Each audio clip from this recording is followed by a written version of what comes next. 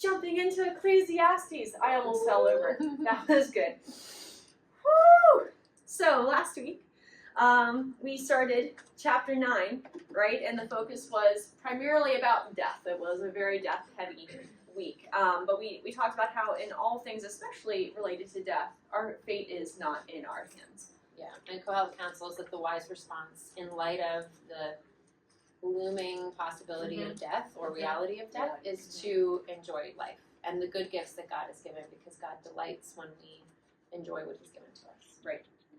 Now, in verse 11, we're returning to this idea that we can't predict our fates. Remember at the very beginning of the second half, Kohelet asked some questions. So he, in verses 11 to 12 of chapter 6, he basically asked the question, what is the gain of wisdom? Who knows what is good, what is tov, and who can tell his future? Who can tell man what will be after him under the sun? And so Kohelet has been visiting and exploring this theme several times throughout these passages, and now the specific theme that we're developing this week and next, boiled down, is that is the wise man's response to an uncertain future. And what we're going to see is that, again, as we've sort of been exploring and hinting at, but the present can't be manipulated in our favor because time and chance, and at the end of the day, the Lord, rule our outcomes and not our own abilities. So, Megan, will you take us away with verses 11 and 12? Yes. So again, I saw that under the sun the race is not to the swift, nor the battle to the strong, nor bread to the wise, nor riches to the intelligent, nor favor to those with knowledge, but time and chance happen to them all. For man does not know his time, like fish that are taken in an evil net, and like birds that are caught in a snare. So the children of man are snared at an evil time, when it suddenly falls upon them. If you're looking to summarize sort of the flow of this initial section, we're looking at success under the sun, and it seems to be what Kohelet is saying is that what the probable outcome is doesn't always happen. Just because it's likely to happen doesn't mean that it will. Now, before we go deeper, I do just want to pause and take a step back and say, okay, yes, he is sort of coming at the fact that, okay, look, just because it's probable doesn't mean it's going to, but there is a probability. There is, remember, he's still building on this foundation of wisdom that, hey, if we approach life wisely, if we have these things, and there's a likelihood that things will turn out. But what he's really starting to critique and not attack, but sort of play around with is that these things aren't guaranteed to happen. They're not guarantees, right? So, oh God, I'm sorry. We're run with it. The first couple of items on the list could be figurative or literal. If you've ever seen a race, how many of you guys have either watched or participated in a race before? I used to run. Like racing your sibling. I used to run, and now I'm like, my body's old and doesn't work anymore. But you know that tragedy can strike, right? Whenever runners are running really, really fast, and then they run a little bit too fast, and they trip themselves and fall over. Especially when you're running downhill, because you pick up speed faster than you expect. This has happened to me so many times. It's brutal. Brutal. Okay, so figuratively, those also who are speedy to seize an opportunity might not always come out on top. So we talked about the first person to apply for a position for employment is not always, they might get the job because they were the first person, but they may not.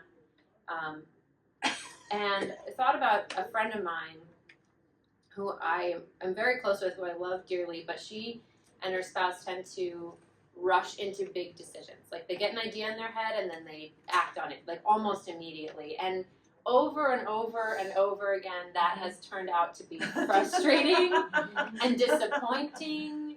Like right now, they're going through a construction process. They kind of picked the first contractor, and we all know that story, and it's been a problem. So rushing into decisions, especially big ones, I think, figuratively speaking, it's not always the best. Not always the best. Yeah. And the next phrase, the battle to the strong. Most often, whenever two people come together in battle, if one person is stronger, who's going to win? The person who's stronger. But what's the classic story of the little guy who came out on top? David and Goliath, right? Nailed it.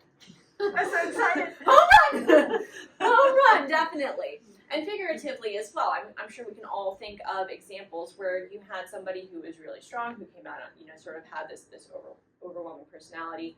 But there was somebody else who was maybe clever. I actually just sort of reflecting through Genesis, thinking about Esau and Jacob of course uses his shrewdness and cleverness, not in very good ways, but he is able to overcome and come on top, coming against Esau. So the next line talks about bread, and we talked about this last week, how bread is representative of something that's essential, something that we need. So even the most experienced and equipped person in the room, if they're applying for an employment position, they might not get the job, and that might be the thing that puts bread on the table. Even though they probably should get it, even if they're the most experienced, it doesn't always go to that person. We've all seen this, right, in the workplace especially. And sometimes other people's plans are the reason why things don't work out the way that they should, or the way we expect. Yeah, I can definitely testify to probably 90% of the roles that I've acquired in my life came through personal connection, not because I was personally qualified. And they were like, "Oh, we know you, sure, come on over." And instead of like, "Oh, you mean you've never like made a personal phone call to somebody in your life? Let's teach you how to talk on the phone." Definitely should not have gotten that customer service job. It's fine. It's fine. They just needed somebody. They just needed a body who could talk, and I served that function. The next line is fairly straightforward. Riches to the intelligent. The smart person, again with a good education, may not get that return on their educational investment. I could get up on my little soapbox platform, and even as a college professor teaching college students, like that's my job. I'm invested in this higher education field, and the scam that is higher education, the amount of money that I poured into my higher education, and that my parents helped pour into my higher education, and the return that I get for the adjunct role, I don't want to talk about it. Can I share one more example? Of course, definitely. So I had a manager who was excellent, and she decided in her early 60s to go back and get her doctoral degree. Spent a lot of money, a ton of time, invested so much of her life, sacrificed a lot of other things, got this doctorate, got promoted to this position at one of the other hospitals in our health system, and then an efficiency team came in and basically just picked titles and salaries and laid them off. And she was one of those people. That's brutal. And so knowing her personally, I know like the personal investment and how good she was at her job and how fitted she was for that role. It's one of these examples, right? Absolutely. She just, and now it's all for naught. Yeah, it's terrible. Megan, did you want to pick up with that awesome? I love that Navigator's quote that you have down there. Okay, so but these human abilities do not guarantee success. Ultimately, success or failure depends on something else. Another example is a neighbor of ours. He's in high school now, but was trying out for the middle school baseball team, and really, really skilled baseball player. Spent the entire week doing baseball tryouts, and at the end of the week, the coach came to the students and he was like, "Listen, I'm going to be really honest with you." He was coaching also like a travel team, and he was like, "I'm going to just pick the kids that I know." The mouth dry. And he said this to the kids who had just spent all week getting their hopes up and putting their best foot forward. I know. I know. Well, It is that's not, a but this is life, example, right? and it's not what you know, it's It's who you know. And it was devastating for him. Yeah. Yeah. As it should have been, right? Yeah. Yes. Nor favor to those with knowledge. Hebel, right? But time and chance happens to them all, for man does not know his time. So obviously, in light of the prior section, what is the one time for sure that most humans don't know? What time is approaching that they are not sure about?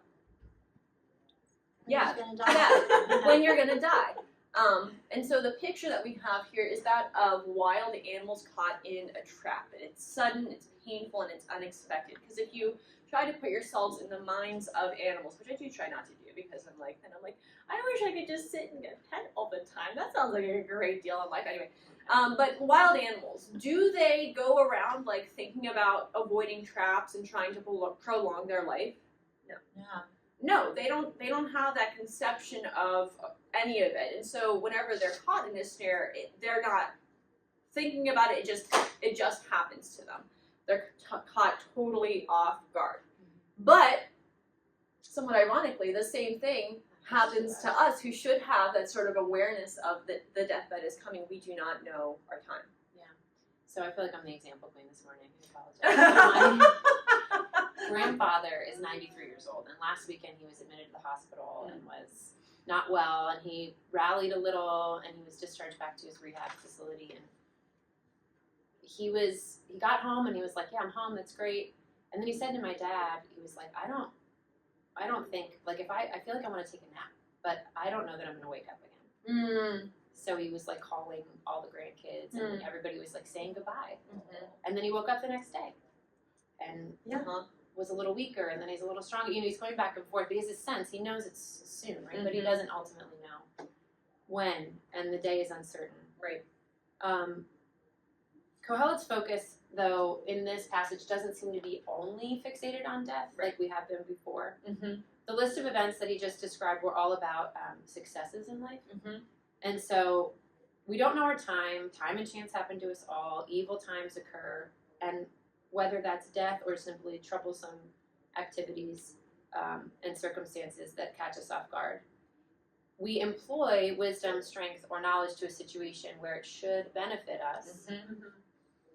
And then it doesn't. And we're like, Kohelet's kind of like giving us an opportunity not to be surprised by that. Yeah. And so, despite our inability to calculate that our futures exactly, what Kohelet is going to do now is he's going to rebound to the other side and remind us that having wisdom is still better than not having it. So he's, again, saying, don't throw the baby out with the bathwater here. What's the better response to these things? So we're going to move forward into our example story. I've also seen this example of wisdom under the sun, and it seemed great to me. There was a little city with few men in it, and a great king came against it and besieged it, building great siege works against it. But there was found in it a poor, wise man, and he by his wisdom delivered the city.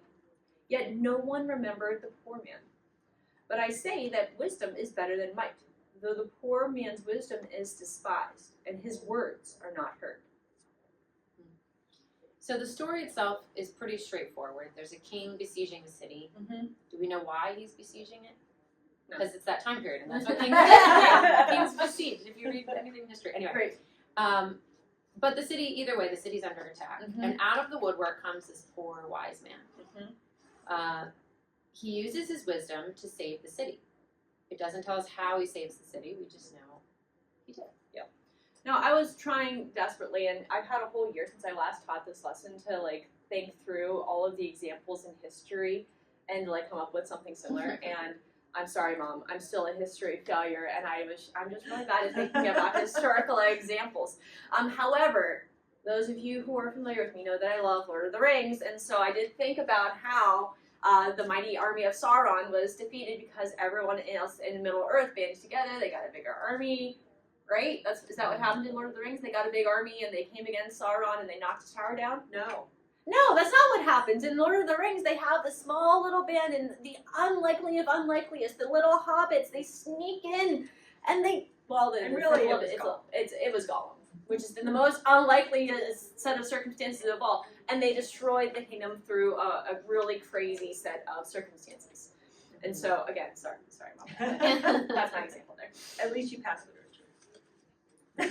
Yeah, for sure, right? Yeah, flying colors, I bet. Wisdom is still something that we should seek. Right. It still has benefit. That's what he's kind of pointing at. But at the end of the very same verse, what does Kohelet say happened to the poor man? He's despised. Yeah. His words are not heard. Right? No one remembered that poor man. He was not remembered. His wisdom was despised. His words were not heard. So one possible read of this section is that the poor man ultimately was forgotten, and then his memory was held in contempt.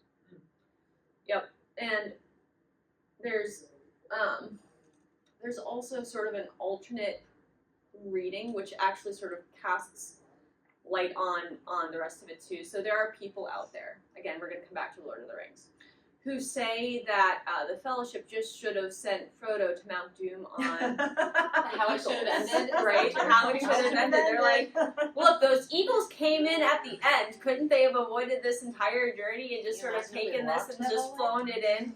And they would have scorned the wisdom of the counsel of Elrond. Look, you fools, you have to take this into consideration. And so, it's possible to interpret this that not that the poor man's wisdom worked and that the city was saved, but actually the Hebrew is loose enough to allow that that he had the ability to save the city. He had the wisdom to save the city if they had heeded his advice. But no one remembered. Nobody thought to take the counsel of the poor man. And so his words were despised and ultimately the city was lost. So there's interestingly two ways that you could look at the example story. Or perhaps purposefully ambiguous. Yeah. Either way, the end point is the same. Mm-hmm. And so Kohelet is saying wisdom is still better, but ultimately it doesn't accomplish for us everything that we hope it's going to. Right. So now, Kohelet, again, just to sort of land this plane and launch us into the next section, Kohelet really is invested in helping us to have a balanced perspective on wisdom. He wants us to avoid the trap of thinking that being wise and having all the answers will give us the, trademark your perfect life now. Mm-hmm. But he wants us also to hold on to wisdom because it really is better than folly.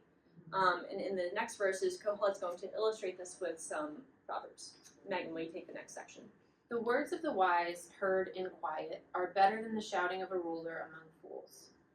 Wisdom is better than weapons of war, but one sinner destroys much good. Dead flies make the perfumer's ointment give off a stench, so a little folly outweighs wisdom and honor. So with these proverbs, Kohelet is painting a picture of the fragility of wisdom. So notice that in the first 3 lines, they're positive, right? They're talking about the positive aspects of wisdom. The order of the Hebrew in line 1 in verse 17 is actually words of wise and quietness heard, which makes me kind of question what is quiet, the listeners or the speaker. But because it's contrasted with the next line, the shouting of the ruler, I think it's better to translate the line quiet to modify the words of the wise man, right? So the wise person builds their case on the calm confidence that their advice is sound rather than by raising their voice. Yesterday I found myself repeating instructions to my kids, and every time I repeated the instruction, my voice got a little bit louder. And I recognized that I did not have the confidence that they were going to listen if I spoke with quiet wisdom. But fools shout. They speak to persuade, not with logic, but by yelling to those who are listening and forcing them into subservience. Right. I would like to suggest that anger and stress multiply foolishness. Amen. And I'm sure that we could all think of examples, hopefully not too many from our own personal lives, but also like you can think of like football coaches, politicians. You can sort of fill in the blank with all of these different people. And, what is better? The quiet confidence of wisdom. On the positive side, we have simply the wise, and this is contrasted not only with fools, but with a leader among fools. In other words, there's a relative advantage to any words from the wise, even when they're compared with the leader of the fools. Right. And as we think about like the leaders in our world today, the big names of the world, they're like, okay, they're the people in power, but they're also fools. We could toss some names out, right? And maybe we don't want to get too political, so maybe we won't name specific names. But certainly we could think of there are plenty of people in power today who were like, they're not exactly the people that I would choose to place in power. And we could say, okay, well, I would prefer to sit in this room with Cheryl, with Michelle, with Dawn, and to hear your words of wisdom rather than these great rulers, although they have this power and they have all of this authority. Yes, but they're foolish. And so it is better to hear the words of even an ordinary individual whenever it's possessed, whenever they possess wisdom and can apply it. And so wisdom, whenever it's applied, is better even than the weapons of war. Weapons of war is a metonymy, which is a figure of speech in which a concrete item is substituted for an abstract concept. So wisdom sayings and smart strategies aren't like literally teaming up to take down bows and swords, but instead the image is that wisdom accomplishes victories against military military might and power. And that's all good stuff about wisdom. And Kohelet isn't saying that that isn't true. He's affirming. He's saying these are good things about wisdom. And yet, there's always an and yet with Kohelet, right? And Yes. yet, a little bit of foolishness mixed in can destroy the wisdom that's been built up. One action, one sinner can bring about its downfall. You might be the example queen, but I'm the Lord of the Rings queen today. So Bring it back. So from Lord of the Rings, whenever they're in the mines of Moria, right, and we have this scene, this beautiful scene where there's this well, and they're reading this book, and Pippin's like, I wonder what would happen if I chucked something into the well, and he throws the rock in, and Gandalf's like, you fool of a took! Because then, of course, it's the sound, presumably, that brings in the hordes of orcs and the cave trolls, and ultimately ends up with Gandalf being cast into the mines of Moria. So, don't be a Pippin. Oh, I know, it's tragic. So, again, we return to this idea that with one act, you can destroy a lifetime of goodness and wisdom. Right. And that's the idea also that we find in Proverbs 10:1. In this proverb, yeah. Sorry. Yeah. Dead flies make the perfumer's ointment give off a stench, and a little folly outweighs wisdom and honor. Yeah. Flies are not valuable, No. right? But if they die in your perfume, which is valuable, they can ruin it. It ruins it. It's terrible.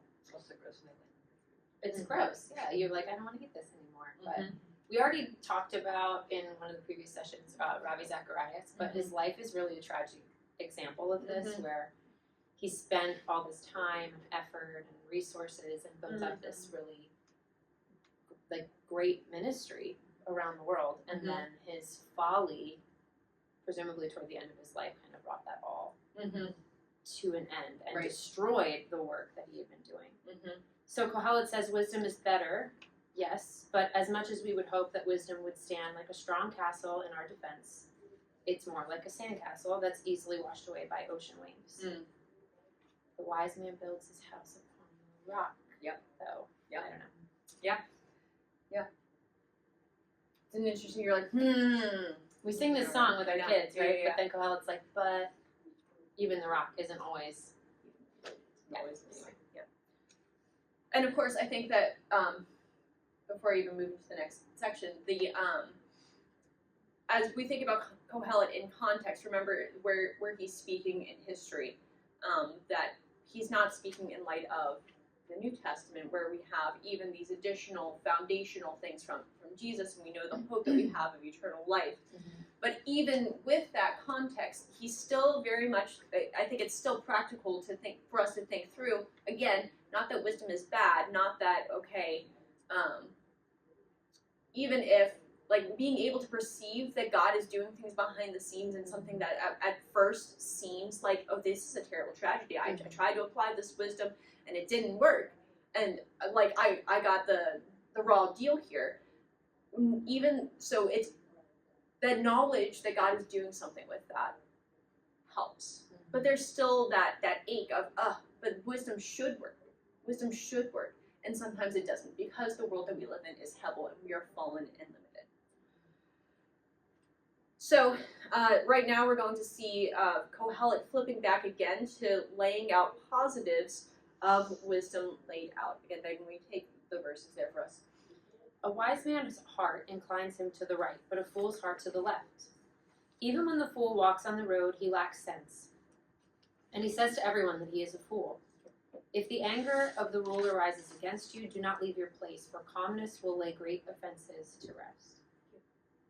Before we talk about anything else, just want to remind us that heart in Hebrew doesn't refer to the center of emotions, but it's the center of one's will. It's the decision-making spot. And so the first proverb saying that, a wise man's heart inclines him to the right, but the fool's to the left. So left-hand turns are bad, right? Yes. Yes.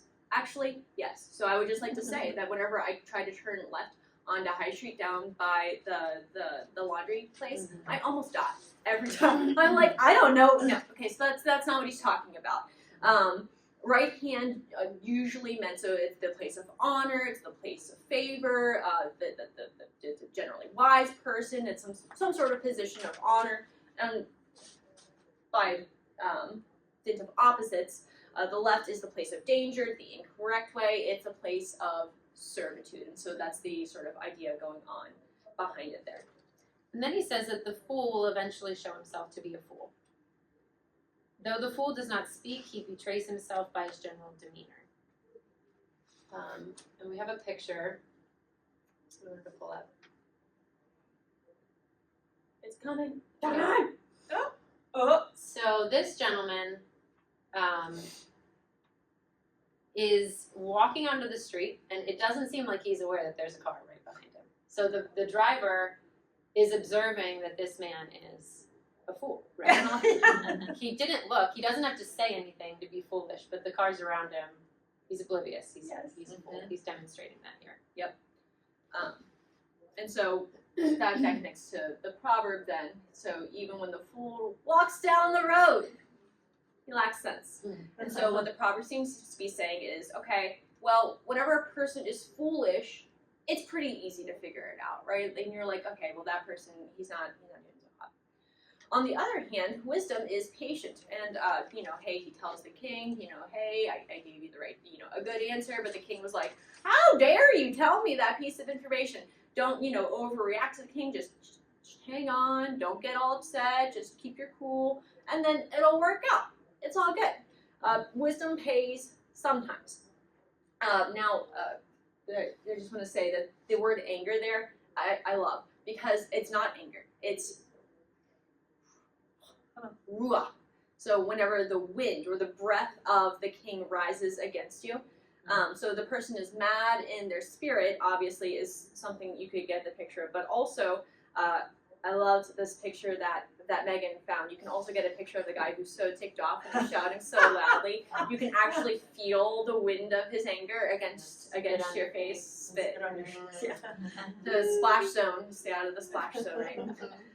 So anyway, Yeah. And this is all, again, traditional wisdom. It feels a lot like the book of Proverbs. Mm-hmm. The wise path brings you to a place of honor. The foolish path is obvious and deadly, and it will land you in a negative place. Right. And yet,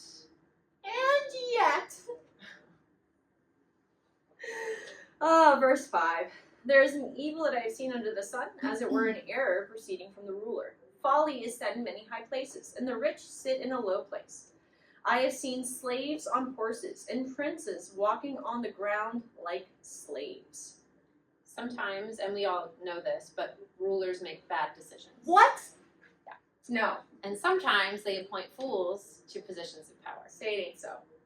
We've never seen this in our lifetime. Not even once. But we hear it's true. So, not necessarily, this isn't necessarily even describing a corrupt decision, kind of like that middle school baseball team that I was, there's other things too, but not necessarily corrupt, but even just an error in judgment. Mm-hmm. The ruler appoints someone to a position of power who actually is a fool and he didn't know. Right.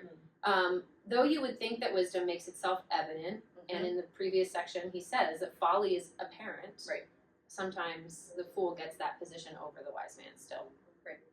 And so we're seeing here that our expectations are thwarted. We would think that the foolish would be de-elevated and that the wise person would be elevated. As we're talking about places here, the high place and a low place, it's not necessarily literal, although you can get that image of the rich person is, I just said it, elevated to a higher position. So if you think about it that way, it's a figure of speech. There are a whole bunch of texts of Egyptian wisdom literature that use such comparisons like the rich in a low place, slaves on horses, princes walking on the ground, to describe a society in turmoil. It's presented not as a positive situation where you're like, oh, well, the poor have received this great opportunity. That's not what's going on here. But it's a chaotic situation where the most bizarre things are possible. The governance of society is fragile and uncertain. And we thought it would be important to point out that this passage talks about rulers putting fools in positions of power, but here in the States, who puts people in positions of power? Theoretically. We the people. Theoretically, it's us putting fools in power. Not saying. No matter how good you think your political lineup is, right now, I will admit, I was hoping and rooting for Ron DeSantis, and I was like, oh my gosh, that, like we could have somebody who is like actually president. It's fine. It's fine. No, you can't. It's fine. But at the end of the, and I again, you guys know that I'm in favor of many of the things that President Trump is doing. I appreciate many of the things that he has done. Do I think he is perfect? No. Please say no. Please say no. Do I think that oftentimes he is foolish? Yes. Yes. Yeah, I do.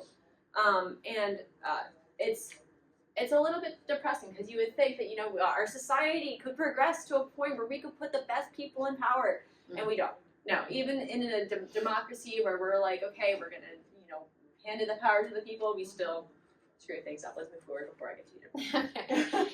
So Kohelet then shifts his gaze from this like macro sphere to something a little bit more personal, something we encounter every day, which is risk.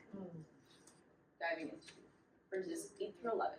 He who digs a pit will fall into it, and a serpent will bite him who breaks through a wall. He who quarries stones is hurt by them, and he who splits logs is endangered by them. If the iron is blunt, and one does not sharpen the edge, he must use more strength. But wisdom helps one to succeed. If the serpent bites before it is charmed, there is no advantage to the charmer. So Proverbs 26:27 has essentially this same proverb. He who digs a pit will fall into it. And so the advice is don't dig a pit so you don't fall into it. Right. If someone's intending to do evil, that evil will come to him instead. Right. And then, of course, it brings up the idea of Haman building a gallows for Mordecai, and ultimately he's the one who's hanged upon it. Right. The first two proverbs are traditional wisdom sayings. Don't dig a pit, you won't fall into the pit. Right. Don't be an evil jerk, and you won't have these bad things happen to you. However, what Kohelet says is, nope, not so.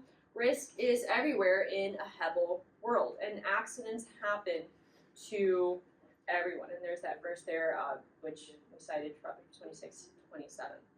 I have an example story myself. I'm going to go ahead and hop on the example queen from junior high mission trip of 2010. So I don't know if you're on this one, Cheryl, but I'm like, oh my goodness. Once you hear the story, once you hear remember. the story, you'll know. Whenever I was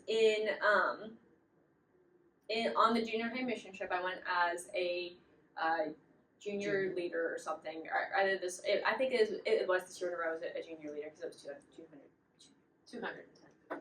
Yeah. That's the year. So whenever we were in this year, we were there, we're splitting wood. Whenever you're at the junior high mission trip, the important thing to know is that we're splitting logs. And we have like a theme song and everything, and it's great. And so all those of us who have been there can attest that all of the focus is on telling the kids what? What do we tell the kids with the logs? Don't put your hands on top. Don't put your hands on Where the top so blade that comes down. whenever the blade for Not a these good idea. splitters comes down, they don't what? They don't chop their fingers off. But sometimes we forget that there are other hazards. And so this one beautiful child, Sam Duffy. Oh Sam. Was Look how young. I know he's so small. Was taking a heavy-duty sledgehammer to a giant wooden pallet. He hefted it into the air, and he swung with all of his might. And you can see this piece of wood split off and fly up and smack poor Sam in the skull. And the poor child, he takes his hand away, and there's immediately this goose egg on his forehead. And in this case, was the accident avoidable? Maybe. I mean, Could he have if you anticipated it? if you didn't want to take the pallet apart, but I mean, and maybe was there a better way to do it? I don't know. But sometimes, accidents are possible outcomes. Yeah. On the other hand, in the next scenario, Kohelet says that applying wisdom will help us reduce our risk. It's a risk mitigator. Yeah. So if you're trying to cut wood and the axe that you're using is dull, I mean, you could swing harder. You will have to swing harder to split the wood. Right. But it increases your risk to miss. miss. The harder you swing, you put all your force into this, and if you miss, it's more consequential. Yeah. You can hurt yourself. So my oldest brother was cutting wood years and years ago with a dull axe, and the wood didn't, instead of splitting the wood in half, it got stuck in the wood, and he thought it was funny. So this is where the folly comes in. This is not a perfect example, but he held up the axe to show us that it was stuck in the wood, and then suddenly the wood fell off. Oh no. Ah. What happened, do you think? Oh. So the back of the It's axe, so heavy, yeah. yes, it didn't split the wood, but it did split his forehead. Oh no. And- Oh, the irony. Yeah, so instead of swinging harder, the old adage, work smarter, not harder, you could sharpen the axe, Right. and that would be working smarter, and it would be more effective. We can apply this by sharpening our skills in our life as well, and not just walking into a situation that you're not equipped for. Right. Now, you may have noticed here that I highlighted, and it's showing up as purple over here, but the word helps and advantage here, it's our word yitron. And so the Hebrew is yitron, success, wisdom. So wisdom helps one to succeed. I think that works fine. But I don't want us to miss that Kohelet is highlighting how much wisdom is a great advantage to us as we live and work in a Hebel world. So we ought to prepare wisely for the risks that we encounter. Now, this last line, if the serpent bites before it is charmed, there is no advantage to the charmer. How many of you guys encounter snake charmers on a regular basis? Anybody? No. So this is definitely a little bit foreign to us because this is just not a regular thing that we encounter in our lives. However, I think we can get the basic idea. So snake charmers put on this big show, right? And they're like, oh, this venomous snake rises up, and then the snake charmer whispers and does whatever they do for the snake, and it goes to sleep, and yay, what a great show. But if you're setting up for the show, and the snake wakes up in a cranky mood, well, there's no amount of snake whispering that's going to be effective if he bites you before you have a chance to get all of those things out of your mouth. Some commentators point out that the point of the proverb is that there are some situations in life where wisdom simply doesn't apply, which is possible. However, Kohelet did already sort of talk about this in a prior verse in verse 9, and Yitron is repeated in the last line of each as well. So the emphasis here takes us back to the beginning of the section. That timing and actual application of the wisdom are critical for wisdom to work. Right. You have to actually use it. So you could have really useful, wise advice to offer to someone, but if you don't say it to them, or you say it at the wrong time, it's not going to be helpful. Right. So wisdom only benefits you if you employ it, and you employ it in a timely way. Right. And this made me think of James, that you mentioned early in the study. Don't just be hearers of the word, but doers also. Right. And I think we can find ready application for this in our lives, every day. Basically every day. And just last week, I remember somebody was, what was it? It was for the drama. And one of the actors was talking about adjusting the flow of the section that Pastor Jeff had written / I think he basically just copied text out of scripture and just these are your lines. And the actor's looking and he's like, but it's really hard to say. I really need to talk to Pastor Jeff about adjusting these lines. And Mom was like, well, you got to pick your timing. You got to pick your timing right. He's like, don't do it at the end of the practice whenever he's all tired and cranky. And he's like, look, I do not have time to think about one more thing. She's like, do it early. Do it at the beginning of practice. And so we can think of our, in our lives, there are so many times whenever we have the opportunity to interact with somebody, but maybe we have really good advice, but the timing could make all of the difference in the world. And so don't just have wisdom, apply it well. Moving into the structure and recap, my gosh, 9:42, what happened? We need to come up with more materials. We can keep you long. Just kidding. So a little bit of review. So chapter 9 verses 11 to 12. Because of the impact of both time and chance and ultimately, again, pointing back to the Lord. Upon our lives, our ability to discern the future, whether success and failure or even death is in view, that perspective is limited. And so Kohelet tells us that our future is uncertain. So then in verses 13 to 16 of chapter 9, Kohelet moves on to describe what the wise person's response to an uncertain future should be. And he gives us that example story. In the story, we saw that while wisdom was ultimately better than pure power or might, its ability to accomplish good was still limited. And wisdom can't save us from time and chance. In the next subsection, Kohelet uses those same proverbs to emphasize the fact that wisdom is not only limited but fragile. A lifetime spent in wise living can still be knocked down by one errant move. Chapter 10, verses 2 to 4. Kohelet does not want his readers to give up on wisdom. Right. He brings up another set of traditional proverbs, which helps us see again that if we had to pick wisdom or folly, and we do every day, we should choose wisdom. It'll create a better outcome for us. However, Kohelet also really doesn't want his readers to be disappointed whenever they apply wisdom and it doesn't work, and for them to be like, well, I just give up because it didn't work this time. And so he says, hey, be aware. Wisdom is limited, and so we do encounter unexpected outcomes, like the powerful places in life being occupied by those who we would deem shouldn't be in control. Verses 8 and 9, wisdom can also be applied to risk. So next, Kohelet reminds his readers that risk in a Hebel world is real, and it can happen to anyone, whether you're wise or not. But are we totally at risk's mercy? No.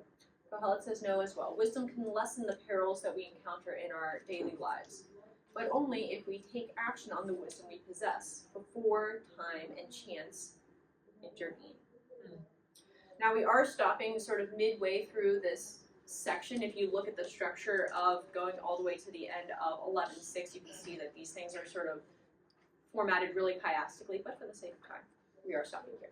Yeah, so through 11:6, we're going to continue to see Kohelet take this pattern of evaluating wisdom in a Hebel world, where our future is uncertain. And it would be easy to pause here and leave feeling discouraged. But we truly desire, because all of us truly desires to navigate life well, and we want to apply wisdom in our lives, avoiding the pitfalls and disasters, and succeeding in the work that we've been given to do. But we do want to leave us with another quote from the navigators here. God permits the good and the bad to happen in our lives, but he's more interested in our responses to them than he is in the events themselves. He knows that he can take any event that occurs and still produce good out of it. And I do think that helps us to center on what's most important. We know that we live in a Hebel world. We know that we do. Where unfair things happen and where we don't always know exactly what God is doing. But if we can trust the story, trust the God who's guiding the story, then at the end of the day, I think we'll be okay. So we only have 2 more weeks. Can you believe it? So I encourage you to think through, if you're doing the workbook, think through the application questions and apply the wisdom of Ecclesiastes.